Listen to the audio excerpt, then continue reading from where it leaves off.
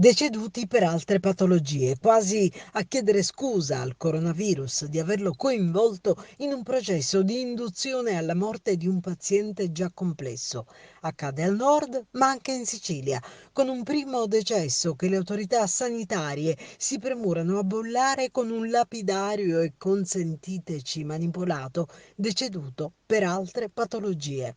Noi che non siamo né dei medici né dei tecnici o tecnocrati, ci chiediamo se nella scala delle patologie che un paziente può avere sia possibile stabilire se ad esempio in presenza di ipertensione, diabete, ipercolesterolemia e coronavirus appunto, il paziente sia deceduto per l'una o per l'altra e ci chiediamo ancora se lo stesso aveva vissuto per lungo tempo in presenza di quelle patologie, quale impatto l'arrivo del coronavirus possa avere avuto sulle stesse e come si possa discolpare il Covid-19 di un decesso. Qualcosa non è chiaro in tutto ciò, o forse lo è abbastanza per una società che con l'esaltazione del fatalismo ha perso il riferimento rispetto al valore della vita e il significato della morte. È un'emergenza questa che ci priva del nostro essere umani, togliendoci la socialità, le manifestazioni di affetto, le frequentazioni,